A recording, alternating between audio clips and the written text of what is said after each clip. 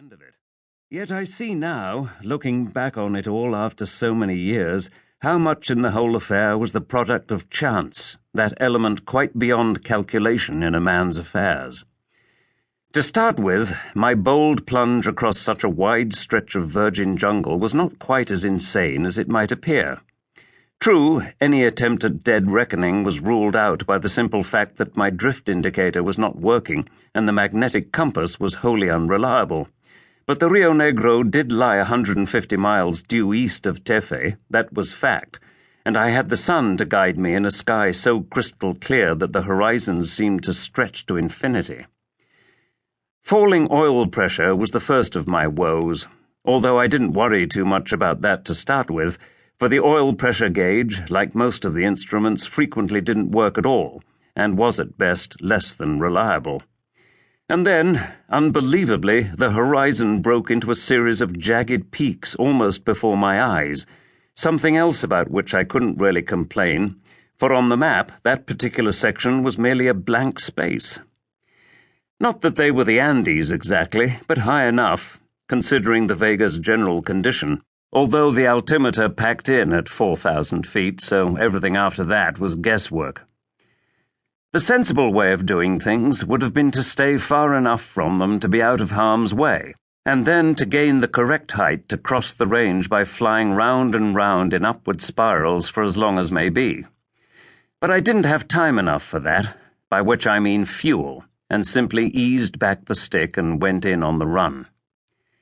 I don't suppose there was more than 400 or 500 feet in it as I started across the first great shoulder that lifted in a hog's back out of the dark green of the rainforest.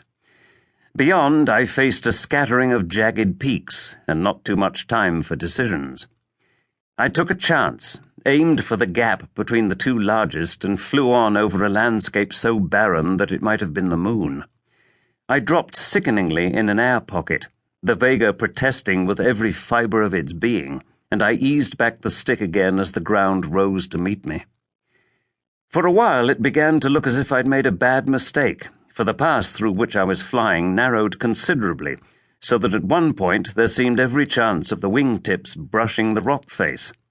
And then, quite suddenly, I lifted over a great fissured ridge with no more than 100 feet to spare, and found myself flying across an enormous valley, mist rising to engulf me like steam from a boiling pot.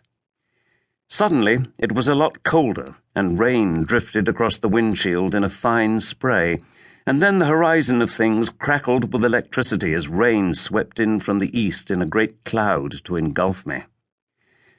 Violent tropical storms of that type were one of the daily hazards of flying in the area. Frequent and usually short-lived, they could wreak an incredible amount of damage, and the particular danger was the lightning associated with them. It was usually best to climb over them, but the Vega was already as high as she was going to go, considering the state she was in, so I really had no other choice than to hang on and hope for the best. I didn't think of dying. I was too involved in keeping the plane in the air to have time for anything else. The Vega was made of wood, cantilevered wings and streamlined wooden skin fuselage, manufactured in two halves and glued together like a child's toy, and now the toy was tearing itself to pieces. Outside it was almost completely dark, and water cascaded in through every strained seam in the fuselage as we rocked in the turbulence. Rain streamed from the wings, lightning flickering at their tips, and pieces of fuselage started to flake away. I felt a kind of exultation, more than anything else, at the sheer involvement of trying to control that dying plane, and actually laughed out loud at one point when a section of the roof went and water cascaded in over my head. I came out into bright sunlight of the late afternoon, and saw the river on the horizon immediately. It had to be the Negro, and I pushed the Vega towards it, ignoring the stench of burning oil, the rattling of the wings. Pieces were breaking away from the fuselage constantly now, and the Vega was losing height steadily. God alone knows what was keeping the engine going. It was really quite extraordinary.